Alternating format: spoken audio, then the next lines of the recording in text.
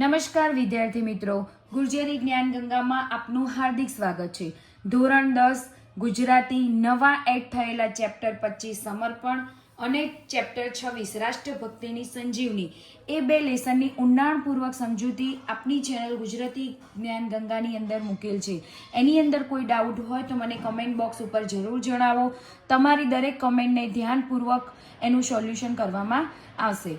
આજે આપણે ધોરણ 10 ગુજરાતી એકમ 2 વિશેષણ વ્યાકરણની અંદર આપણે વિશેષણનો ટોપિક ઊંડાણપૂર્વક સમજૂતી લઈશું। વિદ્યાર્થી મિત્રો, વિશેષણ જો એની નામની અંદર જ એનો અર્થ છુપાયેલો છે। વિશેષણ વિશેષણ એટલે કે કંઈક વિશેષ હોય એને આપણે કહીશું વિશેષણ। વિશેષણની વ્યાખ્યા જોઈએ તો નામની કોઈ વિશેષતા બતાવે કે નામના અર્થમાં વધારો કરે। બીજી રીતે જોઈએ તો વાક્યનો એવો શબ્દ કે જે કોઈ અન્ય શબ્દની સ્પષ્ટતા કરતો હોય। અને ત્રીજી રીતે જોઈએ તો જે પદ દ્વારા કંઈક વિશેષતા સૂચવાય તે પદ વિશેષણ કહેવાય। આ બધાનો મીનિંગ વિદ્યાર્થી મિત્રો એવું થાય છે કે વાક્યની અંદર કોઈક એવો શબ્દ જે આખા વાક્યની વિશેષતામાં વધારો કરતો હોય તેવા શબ્દને આપણે વિશેષણ કહે છે। ફોર એક્ઝામ્પલ, રમેશ હોશિયાર છે તો અહીંયા રમેશ છે પણ કેવો છે? હોશિયાર છે। તો આપણે રમેશના નામમાં કંઈક વિશેષતા લાવ્યા। શું લાવ્યા? કે રમેશ હોશિયાર છે તો અહીંયા રમેશ એ શું થયું?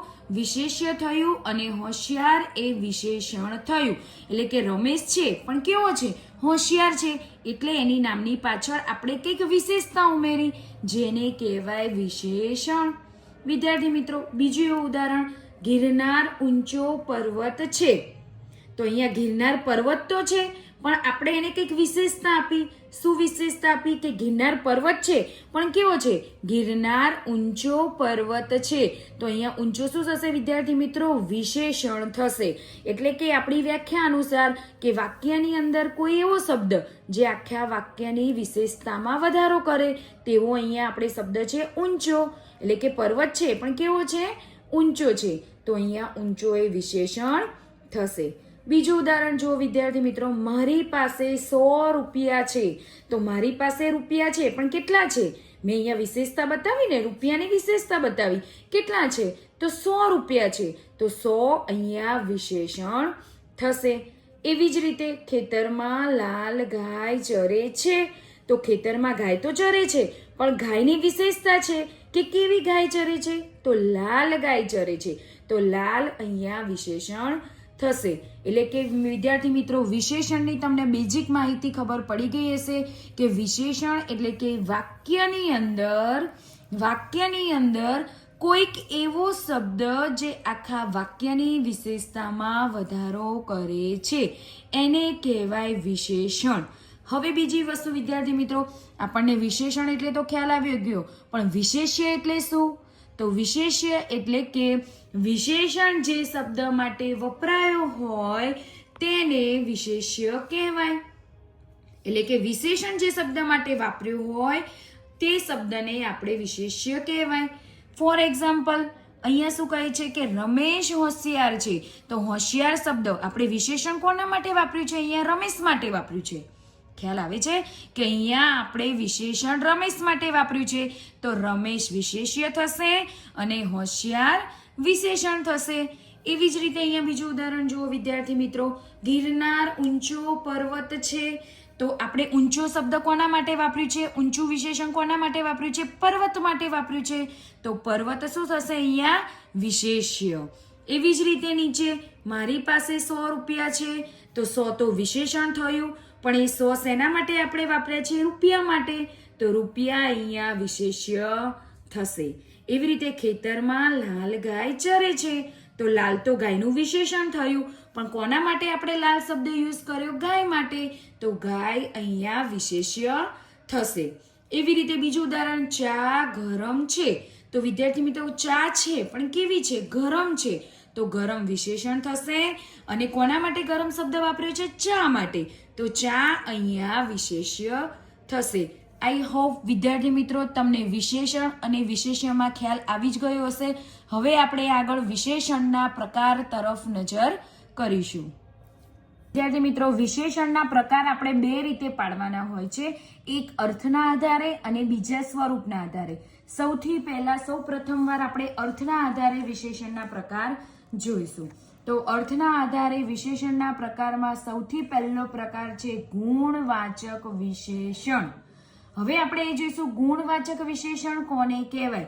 તો જે વિશેષણ, વિદ્યાર્થી મિત્રો ધ્યાનથી સમજજો, જે વિશેષણ વિશેષ્યનો ગુણ દર્શાવે.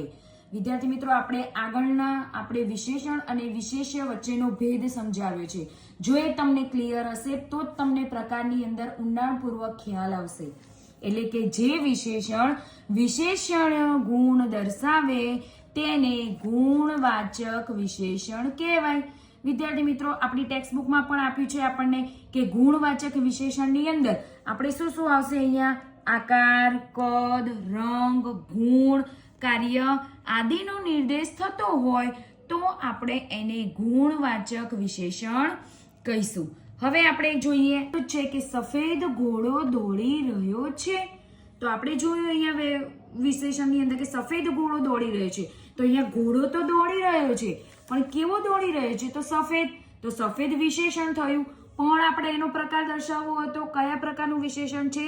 તો અહીંયા ઘોડાનો ગુણ દર્શાવે છે કે સફેદ કલરનો ઘોડો દોડી રહ્યો છે. તો અહીંયા સફેદ વિશેષણ થશે, પણ કેવું થશે? ગુણવાચક વિશેષણ. વિદ્યાર્થી મિત્રો, ખ્યાલ આવે છે કે ઘોડો દોડી રહ્યો છે, પણ કેવો ઘોડો દોડી રહ્યો છે? સફેદ ઘોડો દોડી રહ્યો છે. તો સફેદ એ ઘોડાનો ગુણ દર્શાવે છે, એટલા માટે સફેદ એ વિશેષણ થશે, પણ ગુણવાચક વિશેષણ. હવે બીજું ઉદાહરણ જુઓ વિદ્યાર્થી મિત્રો, મધુર વાણીમાં બોલવું જોઈએ. તો અહીંયા એવું કહે છે કે વાણીમાં બોલવું જોઈએ, પણ કેવી વાણી? તો વાણીનું વિશેષણ આપ્યું આપણને મધુર, પણ મધુર વિશેષણ છે કયા પ્રકારનું વિશેષણ છે? એ ગુણવાચક વિશેષણ છે, જેની અંદર આપણે પહેલા જ કહ્યું કે ગુણવાચક વિશેષણની અંદર આકાર, કદ, રંગ, ગુણ, કાર્ય આદિનો નિર્દેશ થાય. એ જે નિર્દેશ થતું હોય બધા જ વિશેષણ ગુણવાચક વિશેષણની અંદર સમાવેશ થાય છે. હવે આપણે બીજું ઉદાહરણ જોઈએ. લાલ ગુલાબ સૌને ગમે. તો ગુલાબ સૌને ગમે, પણ કેવું ગમે? લાલ. તો લાલ અહીંયા વિશેષણ છે, પણ પ્રકારની અંદર જોવા જઈએ તો લાલ એક રંગ દર્શાવે છે, એટલે કે ગુણવાચક વિશેષણ આપણને દર્શાવે છે. હવે બીજું ઉદાહરણ જોઈએ. શ્યામ રંગ સમીપે ન જવું. તો રંગ સમીપે ન જવું, કયા રંગ સમીપે ન જવું? શ્યામ રંગ. તો અહીંયા રંગ છે વિશેષ્ય, એનું આપણને વિશેષણ બતાવે છે શ્યામ. તો શ્યામ રંગ સમીપે ન જવું. તો શ્યામ પણ એક રંગ થયો, તો જેનો પ્રકાર થશે ગુણવાચક વિશેષણ. વિદ્યાર્થી મિત્રો, હવે આપણે આ વિશેષણની સમજૂતી આપી. આગળના પાઠની અંદર એટલે કે પાર્ટ 2 ની અંદર આપણે બીજા પ્રકારની ઊંડાણપૂર્વક સમજૂતી આપીશું. એને જોવા માટે ચેનલને ગુર્જરી જ્ઞાન ગંગા ચેનલને લાઇક, શેર અને સબસ્ક્રાઇબ કરો, જેથી આવનાર નવા વિડીયો તમારા સુધી પહોંચી શકે.